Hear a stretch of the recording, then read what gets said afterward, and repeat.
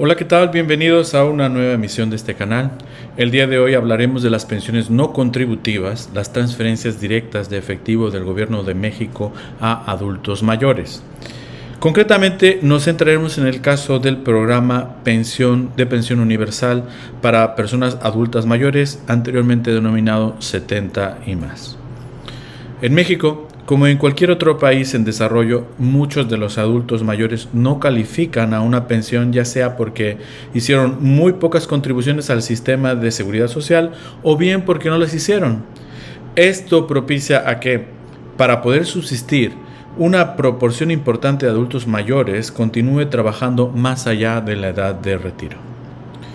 Este será el caso de poco más de 30 millones de personas, aproximadamente el 60% de la población ocupada en México, que, de acuerdo con los resultados de la Encuesta Nacional de Ocupación y Empleo de INEGI, trabajan en la informalidad y, por tanto, no hacen contribuciones al sistema de seguridad social.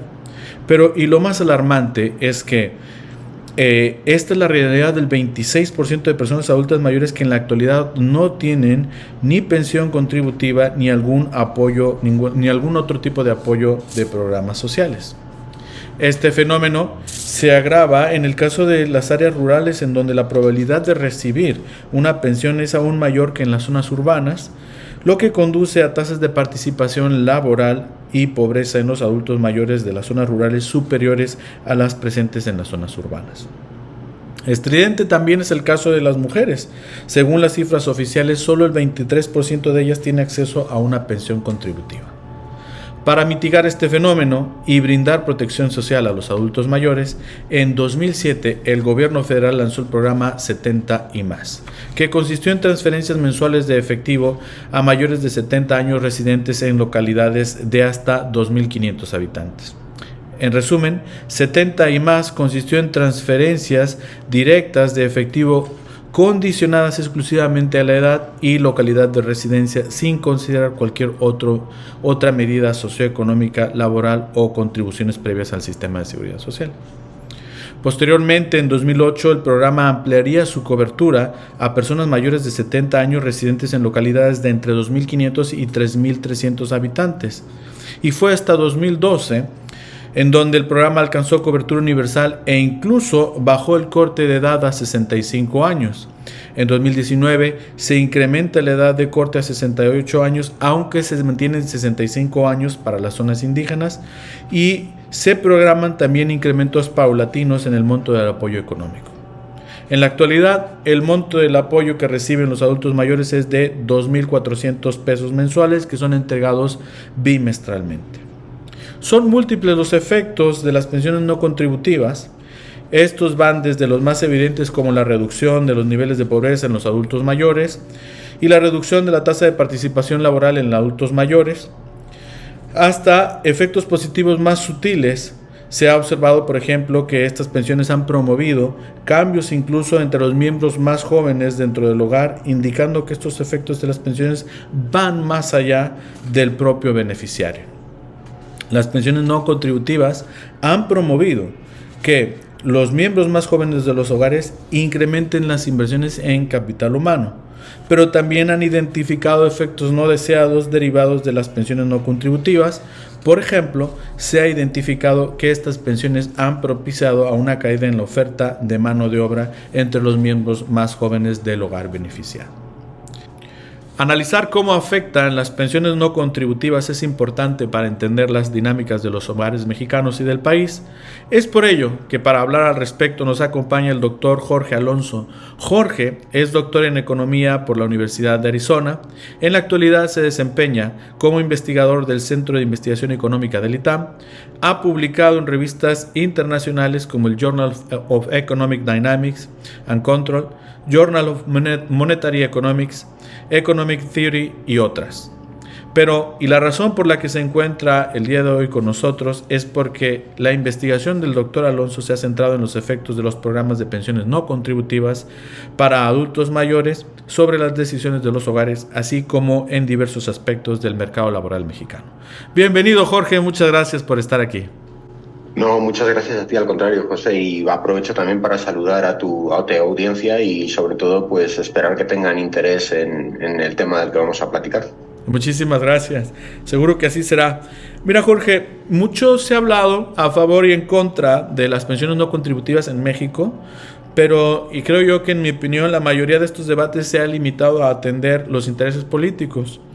Tú que has estudiado el mercado laboral en México y las pensiones no contributivas, ¿qué nos puedes compartir tú sobre los efectos de estas pensiones en el país? Lo primero que tendría que decir, ¿no?, para que el público lo tenga claro, es que estoy a favor de las pensiones no contributivas y en particular en el caso mexicano, aunque también estoy de acuerdo contigo en que pues casi cualquier programa social en el país parece utilizarse como un instrumento político, ¿no?, y de compra de votos. Y bueno, quizás tengamos oportunidad de platicar más al respecto, pero creo que se debe principalmente a que pues no se unifica todos los programas de protección a los adultos mayores en un programa único, ¿no?, en un sistema de protección social que sea coherente, escrito en la ley, que no dependa de las voluntades de quien llega al poder, ¿no? Y que sea un contrato social con los mexicanos y que esté todo escrito y claro. Y con un mecanismo, por supuesto, de financiamiento coherente y sostenible en el tiempo, ¿no? Y son cosas que como tú bien aprecias, no se han hecho. Ahora, con respecto de los efectos que los programas de pensiones no contributivas pudieran tener, pues esto depende mucho de las condiciones de cada programa, ¿no? En el caso de México, bueno, principalmente un programa de seguridad social tiene efectos, en primer lugar, por la edad a partir de la cual puedes empezar a cobrar, ¿no? Y en segundo lugar, por la cantidad de dinero que recibes, ¿no?, cada periodo de tiempo, ¿no? Sí. En el caso del programa de pensión de adultos mayores en México, pues la edad es relativamente elevada. 68 está en la actualidad, ¿verdad? Está en la actualidad. No, creo que lo bajaron a 65. Cuando llegó la administración actual lo subieron de 65 a 68, pero había excepciones. En zonas rurales la edad era menor. En zonas rurales sigue siendo 65, efectivamente. Sí, entonces en estas leyes siempre hay pequeños detalles, ¿no?, y pequeñas excepciones, pero en general es una edad relativamente elevada. Hay que tener en cuenta que ahora que la gente ha estado hablando del tema de las pensiones en Francia, pues la edad en la que puedes empezar a cobrar tu pensión como muy pronto son los 62 años, ¿no? Sí. Entonces, pues bueno, es un programa que da poco dinero porque son como 1.900 pesos cada 2 meses, lo cual es una cantidad pues bastante modesta, ¿no? Incluso para los niveles pues de pobreza que hay en el país. Y es cada 2 meses, con lo cual se empieza a cobrar tarde y es poco dinero, pues es de esperar que los efectos sean pequeños. Ya. Oye, en las evidencias que he podido leer, entre ellos productos de investigación en los que tú has sido autor, se observa que hay efectivamente sí hay ciertas reducciones en los niveles de pobreza y en la tasa de participación de adultos mayores. Creo que aún así, ¿no? Aún así invita a que las personas, el no tener un sistema de cobertura de pensiones, las personas llegan a edades de que deberían de ser jubilación, pero tienen que seguir trabajando por subsistencia. Yo coincido contigo que las pensiones no contributivas son podemos decir, aunque ligero, pero son un alivio que suponen un colchoncito ahí pequeño para estos hogares. Entonces sí se ha visto que ha habido ligeros niveles en los niveles de pobreza y ha ido desplazando poco a poco a adultos mayores de los mercados laborales. Pero aparte de esos, ¿qué otros efectos has observado tú derivados o atribuibles a las pensiones no contributivas? Pues en realidad, pues como te he dicho anteriormente, los efectos son bastante pequeños en general, pero sí es cierto que alivia un poco la pobreza y que hace que las personas tengan menos incentivos para permanecer en el mercado laboral, lo cual creo que son dos cosas que hay que celebrar, ¿no? Sí. El otro día estaba pensando, ¿no?, en este tema, volviendo al tema de Francia, que cuánto trabaja de un francés, a lo mejor que hubiera llegado al mercado laboral en 1980 comparado con un mexicano, ¿no? Y un francés trabaja un 34% de su vida, mientras que un mexicano, no, es que la cifra es increíble, trabaja un 52% de su vida.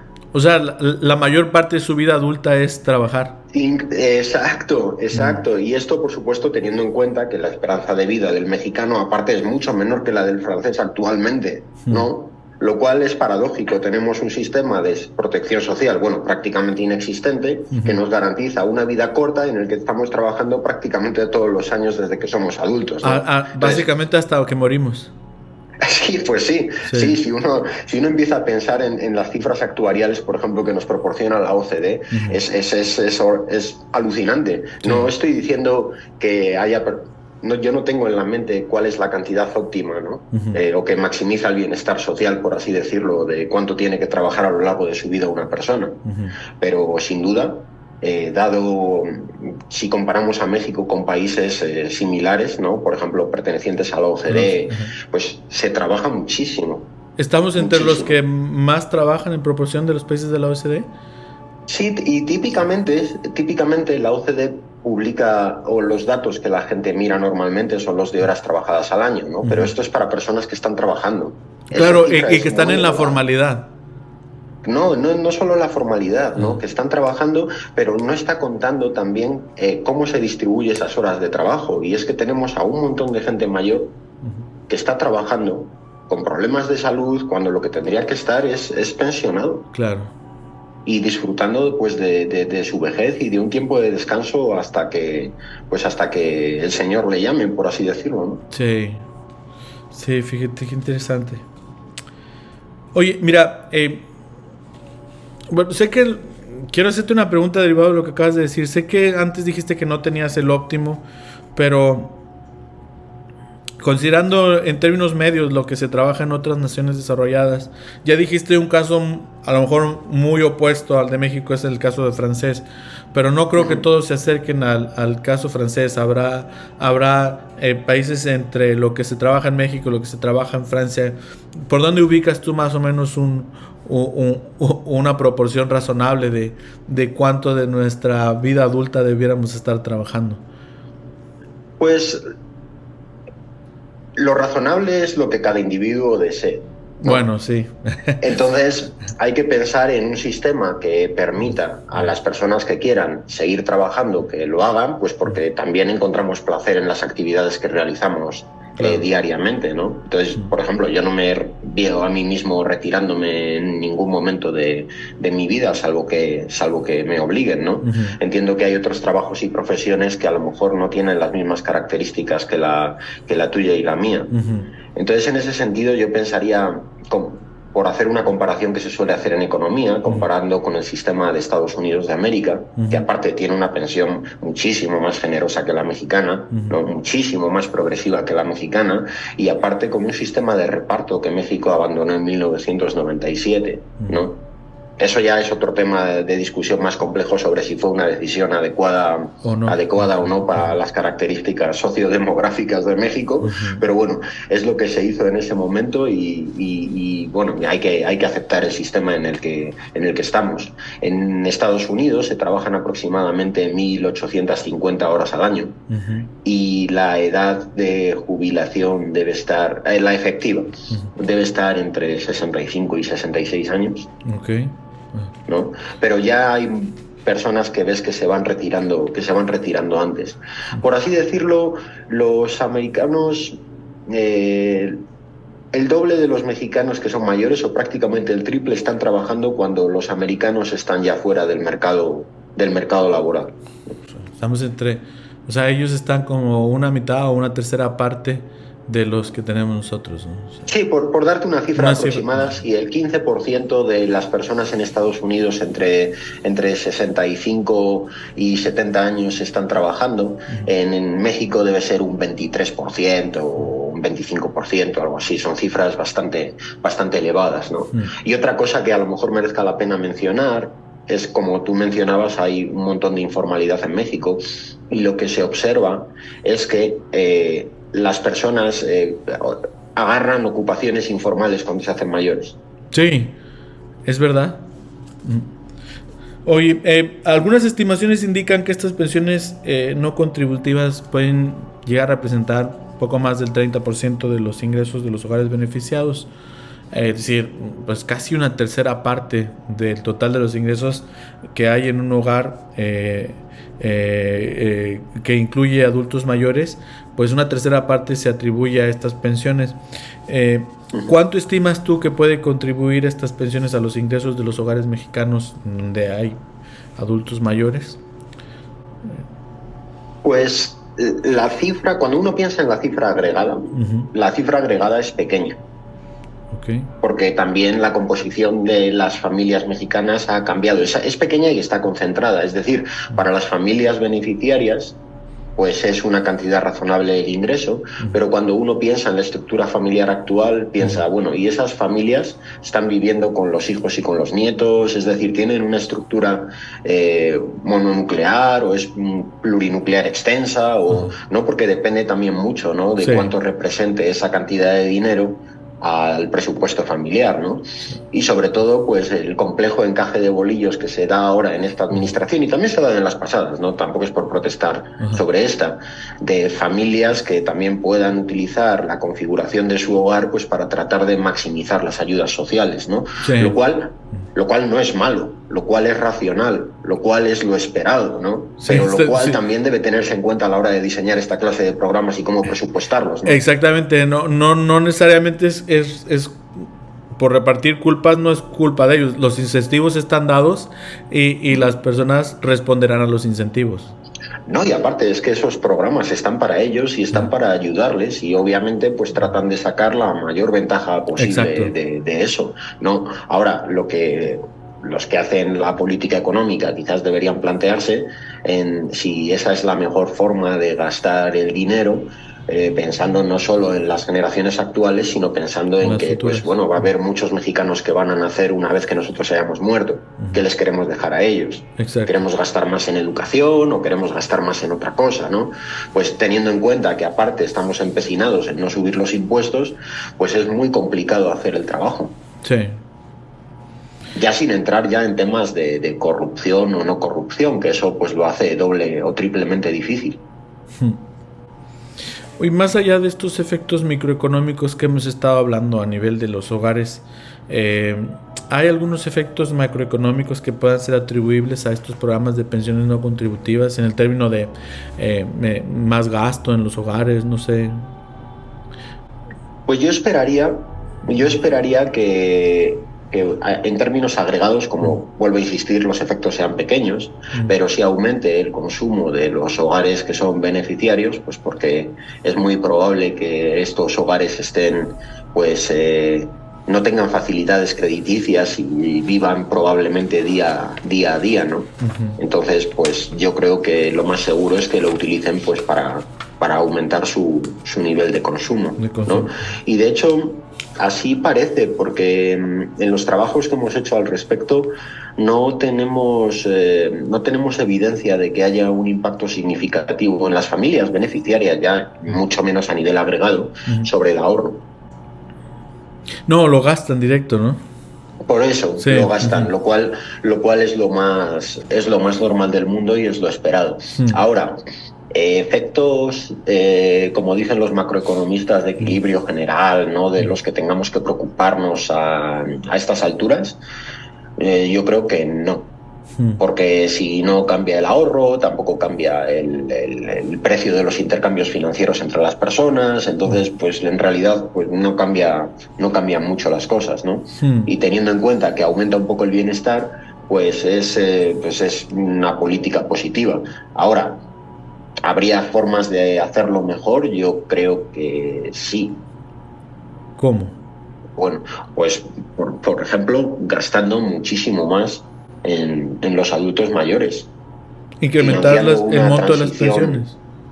Claro, pero es que Mm. estas cosas cuestan. Sí, Uno no puede decir, quiero acabar con la informalidad, quiero que la gente mayor tenga una pensión y no tenga que morirse trabajando, quiero que los niños estudien y quiero que todos tengan buena salud. Bueno, pues con un 15% del Producto Interior Bruto recolectado en términos de impuestos y aparte robándote parte de lo que recaudas, sí, no. está complicado.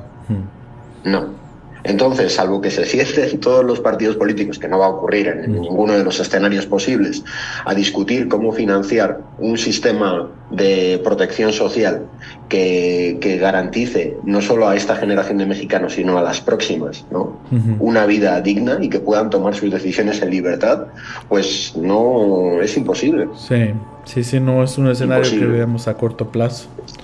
Pero hablando en términos ya serios, 1.900 pesos cada 2 meses es una cifra que parece prácticamente humillante. Sí, bueno, a ver, creo, nada más por precisar, hasta hace nada eran 1,925 pesos mensuales, pero que se entregaban cada 2 meses. O sea, al final eran Sí, como 3,000 la entrega. sí, es cierto, 3.000. Sí, acaba de subir hace nada, chequé la última cifra. Y sí ha ido subiendo, no, el incremento no es verdaderamente significativo, básicamente es marginal.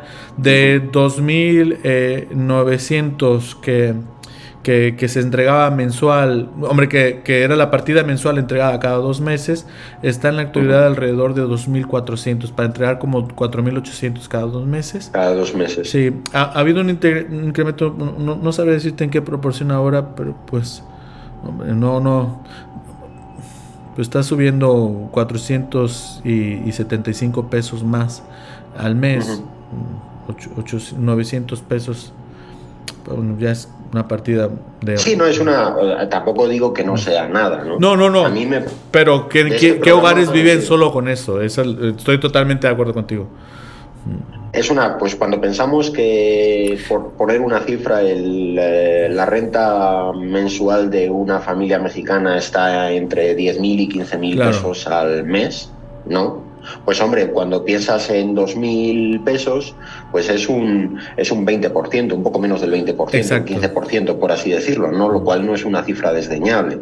Pero si a eso lo llamamos, como suelen llamarlo los economistas que se dedican a estos temas de seguridad social, la tasa de reemplazo de tu renta, ¿no? Lo que reemplaza tu pensión de la renta promedio del hogar, pues todavía está muy baja con respecto al promedio de países de la OCDE. ¿Cuánto tendría que llegar?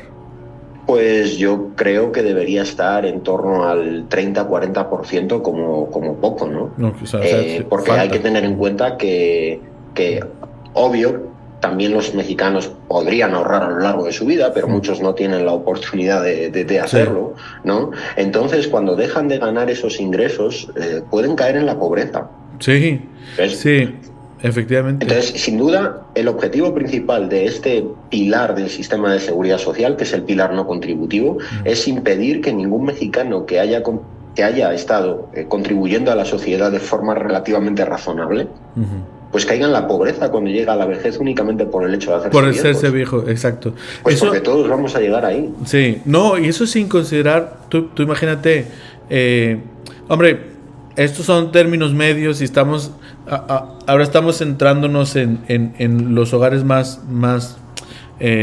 marginales o marginados. No es el caso de todos los hogares.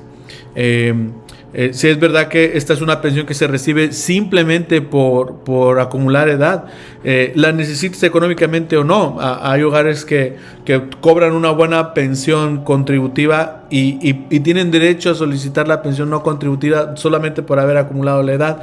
Para esos hogares a lo mejor no es dramático esto y esos 2,400 pesos mensuales pues suponen un incremento porcentual de lo que sea en sus ingresos domésticos, no dependen de ellos, pero ahora estamos centrados, yo creo que la mayor parte de la discusión de hoy se centró en hogares marginales que suponen una gran cantidad en el país, o sea, no son desdeñables. Entonces, para esa cantidad de hogares, estamos refiriendo que la diferencia es, no la diferencia, quiero decir que la posibilidad de que esos 2.400 pesos mensuales sean la totalidad de sus ingresos es alta. O sea, y es muy probable que esos hogares ni siquiera hayan logrado acumular patrimonio a lo largo de su vida productiva. Entonces hay que distribuir 2.400 pesos no solo entre alimentación, sino también en vivienda.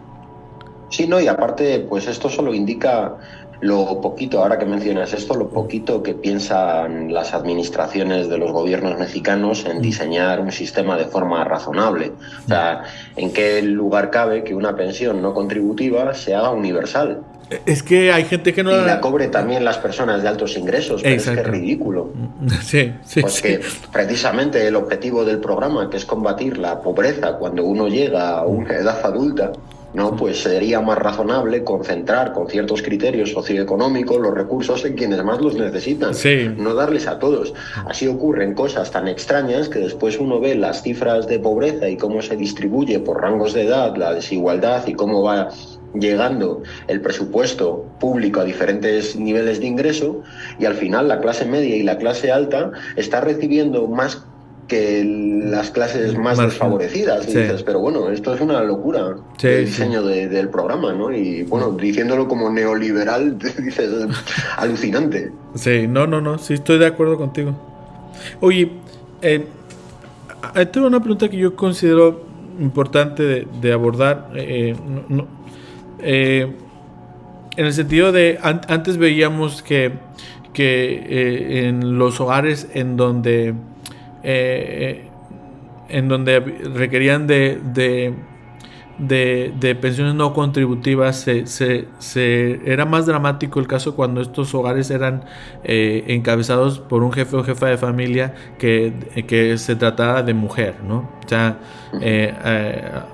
al parecer las cifras señalan que pues si ya es duro hacerse adulto mayor sin una suficiente cobertura social detrás, pues es, no sé si mucho o más, pero es un poco más duro si se es adulto mayor mujer, de acuerdo a las cifras en México. ¿Contribuyen, es la pregunta que quiero hacerte, las pensiones no contributivas a reducir la desigualdad de género? ¿Hay alguna cifra o algo que nos puedas decir al respecto? Pues ahora no tengo ninguna cifra en mente, pero el sentido común me indica que sí debería reducir un poco la desigualdad de género, porque es mucho más probable encontrar a una mujer viuda a medida que envejece y que esté cobrando una pensión no contributiva, ¿no? En ese sentido, pues haría que las mujeres de mayor edad cierren su brecha de ingresos con respecto de otros grupos de mujeres, ¿no? Sí. Ahora, en una magnitud relativamente modesta. Y es cierto lo que dices, ¿no? Las mujeres, bueno, las mujeres en este país y en todo el mundo padecen situaciones de mayor vulnerabilidad en muchas dimensiones. Y en México una de ellas es cuando envejecen. Sí. Porque típicamente la trayectoria laboral de una mujer de las generaciones que estamos pensando que ahora se estarían retirando, pues tienen una tasa de participación laboral mucho menor. Sí. Socialmente era menos aceptado que trabajaran mientras tenían o criaban de los hijos, ¿no? Sí. Entonces, pues es mucho más frecuente encontrar a mujeres que cuando llegan a su edad adulta, pues no han acumulado el número suficiente de años para tener una pensión contributiva. Sí. Y es muchísimo más probable que caigan en la pobreza. Respecto a lo que ocurre en otros países, ya sé que has mencionado y has comparado el caso de México con otros países. ¿Cuál es tu opinión del programa de pensiones no contributivas que tiene México respecto al que puedes encontrar en otros países? Pues que es poco generoso. En términos de la edad para recibirlo, también pienso que es un poco estricto, ¿no? Pienso que los sistemas de seguridad social deben tener reglas que estén asociadas a características demográficas de la población, ¿no? Como por ejemplo su esperanza de vida, ¿no? La tasa de reemplazo, es decir, el número de personas trabajadoras con respecto al número de personas retiradas, ¿no? Porque por ejemplo, el tema de Francia, 62 años, cuando los franceses están viviendo 83 en promedio, pues es una locura. Es que hay muchas personas y muchos franceses que se pasan más de 30 años sin trabajar nada, lo cual es fenomenal, ¿no? No, por supuesto, yo si me pudieras jubilar ahora mismo y no trabajar nada más que en hacer las cosas que me dieran puramente placer, por supuesto que lo haría. Pero aquí la cuestión es, el presupuesto público no puede soportar eso en una población que va envejeciendo. Sí, que su esperanza de vida... La presión fiscal para financiar ese sistema es insostenible, ¿no? Entonces, o bien subes impuestos, o bien aumentas la deuda pública, o bien reduces de alguna forma las prestaciones del sistema. Sí. Pero la alternativa es su bancarrota. México ha evitado eso, yo creo, demasiado pronto. Cuando estaba en pleno bono demográfico, que todavía continúa un poco, deciden, por algún motivo que desconozco, bueno, no por algún motivo, por motivos de política económica y de las crisis financieras que había tenido, decide, para dar un mensaje a los mercados financieros, no sé si eso haya servido de mucho o no, yo diría que no, de privatizar el sistema de pensiones. No tengo nada en contra de los sistemas privados, pero creo que un sistema de reparto hubiera tenido en México un efecto más favorable a la hora de reducir la informalidad en el tiempo y que las personas mayores no entraran en estas circunstancias en las que tienen que trabajar cuando no deberían o no querrían, ¿no? Sí, no, es que se ven escenarios verdaderamente dramáticos, de personas mayores que no se pueden dar el lujo ni siquiera de enfermarse porque viven al día del recurso que generan en el ingreso diario informal. Entonces, tan grave es el problema que es evidente a simple vista. Exactamente. O sea, no hay que buscar mucho para ver ejemplos de esto. Sí. No, solo hay que salir a la calle. Exacto. Se ha argumentado que los programas de pensiones no contributivas tienen efectos sobre el bienestar subjetivo de las personas. Bueno, yo creo que esta pregunta es un poco obvia, pero vamos a abordarla. ¿Es verdad, ¿es verdad que las pensiones no contributivas incrementan los niveles de felicidad de los mexicanos? Por supuesto que sí. Y también podemos distinguir, no me parece mala pregunta, porque sí podemos distinguir de criterios objetivos de bienestar, que serían a lo mejor basados en cuánto consumo y cuánto ocio más puedes disfrutar, ¿no? Y criterios subjetivos que tienen que ver con el hecho de sentir que no solo estás recibiendo un dinero, sino que aparte el gobierno, el Estado te está reconociendo tu presencia, está no valorándote, está aumentando la cantidad de presupuesto que gasta en tus necesidades. Pues yo creo que eso aumenta el bienestar y la autoestima de las personas, por supuesto que sí, sobre todo de las personas que están encima en una situación en la que lo necesitan perentoriamente, ¿no? Fíjate que ahora que lo dices así, creo que el efecto puede ser incluso más grande que el bienestar objetivo. Si vamos otra vez a las evidencias informales, perdón que no deberíamos de mezclar evidencias informales pero como dices tú, es tan evidente que basta con salir a la calle y verlo. Sí es verdad que si te paras a hablar con 2-3 personas adultas mayores en esta situación en la que estamos señalando, el impacto subjetivo es bien alto, están súper agradecidos y muy contentos y esperan con ansias y no me extraña que sea utilizado como moneda política, porque es que se lo atribuyen inmediatamente al político en turno. Pues sí. Sí. Y eso creo que debería ser una práctica que se abandone, ¿no? Por ejemplo, totalmente. En España llegó a ser un tema tan grave y sobre todo un tema tan preocupante, ¿no? Al coincidir el principio del declive demográfico con la transición a la democracia a principios de los años 80, que durante esa década de consolidación de la democracia, un poco después, en los 90, creo que se firman lo que se llamaron los Pactos de Toledo. En los que todos los partidos políticos se comprometían a pactar los temas de pensiones, ¿no? Y los temas de política social, sobre todo los pertinentes a la gente mayor, en una comisión multipartita, Uh-huh. ¿no? Y no se utilizaba de forma electoral. Para evitar No se le justamente decía, si a mí me votáis, sí, sí. os voy a pagar una pensión mayor, ¿no? Esas cosas, ese espíritu ya se ha abandonado con el tema de la polarización global que estamos viviendo, pero quizás sería lo que México necesitaría, ¿no? Para Claro. temas tan importantes y que afectan al bienestar de tantas personas, pues que se pactara con todas las fuerzas políticas y se respetara, ¿no? Sí. Sobre el papel, que esas cosas no se van a utilizar. Ahora, obvio que no va a pasar porque es una de las mayores monedas de cambio políticas. Es que da muchos rendimientos a los políticos. Y ya estoy totalmente de acuerdo contigo. Mientras no se estructure de forma apolitizada esto, pues la discusión de las pensiones políticas seguirá siempre, de las pensiones no contributivas, discúlpame, seguirá siempre en el plano de la política, pero no me refiero a la política pública ni a las políticas económicas, sino a la política como lo describen muy bien los americanos al politics y no al policy. Exacto.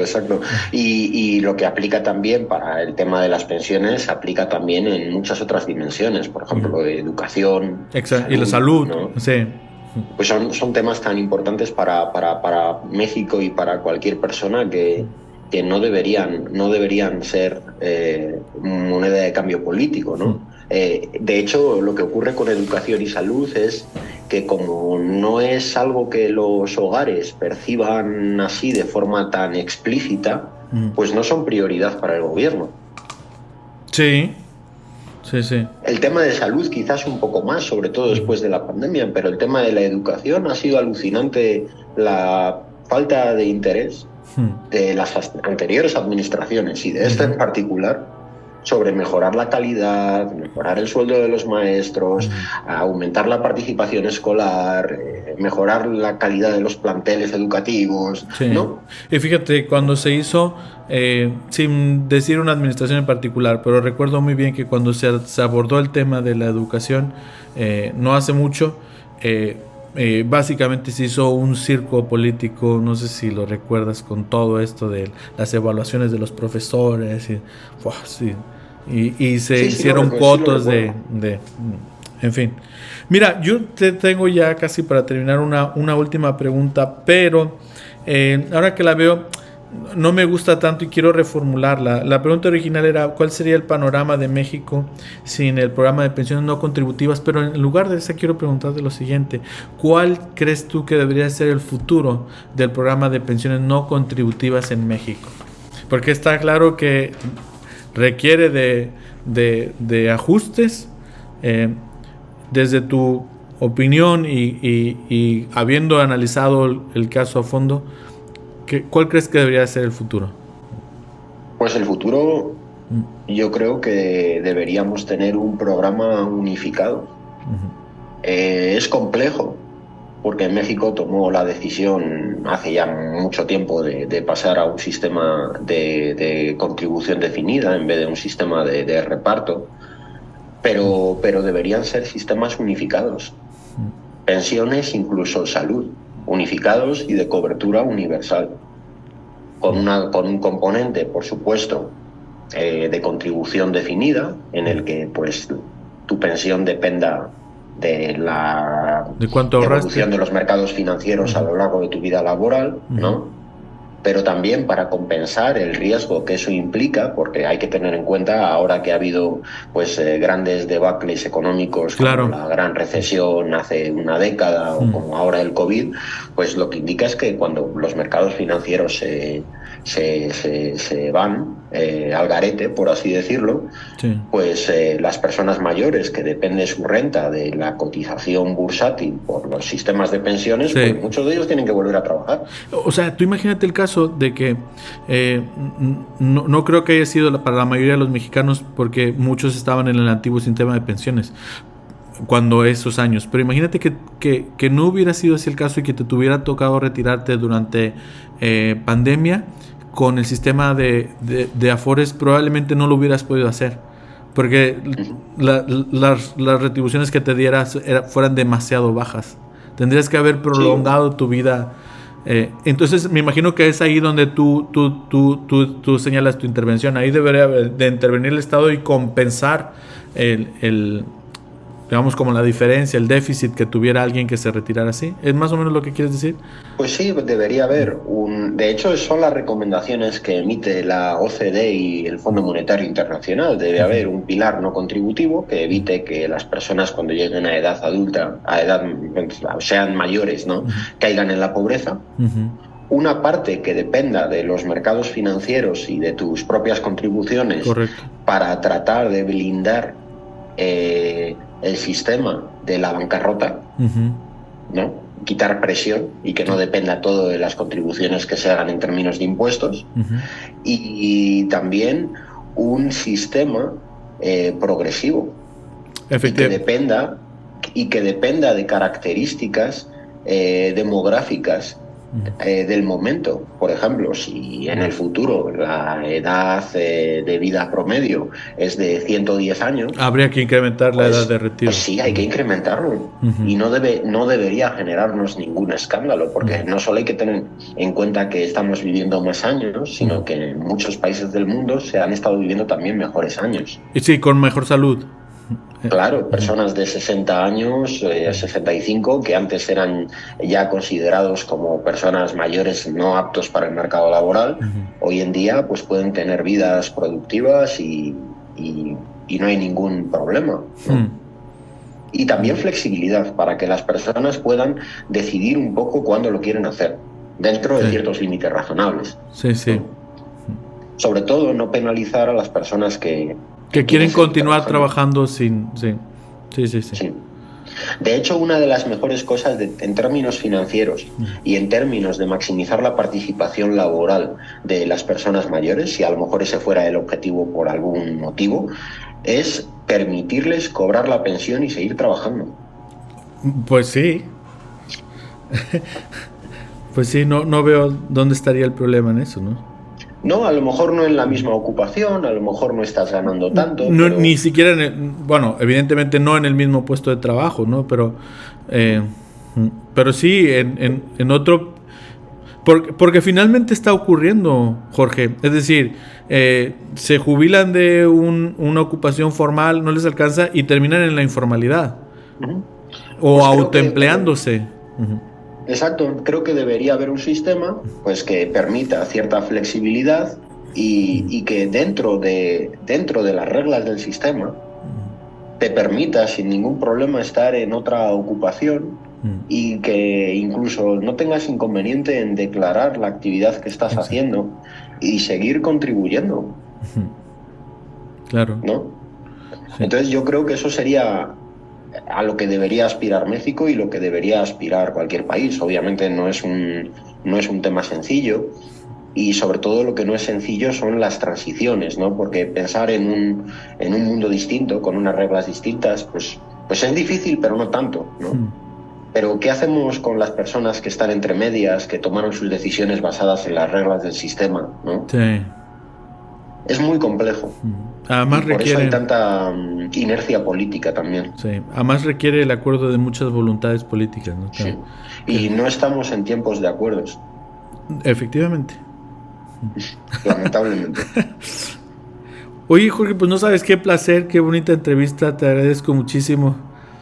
No, a mí me da mucho gusto hablar contigo y bueno, también poder contribuir con nuestras pequeñas digresiones al debate e informar a la audiencia, ¿no? Claro, el debate público. Pues muchas gracias, Jorge, y gracias también a ustedes por estar aquí una vez más. Y los invito a que continúen con nosotros en próximas entrevistas. Gracias, hasta la próxima. Muchas gracias.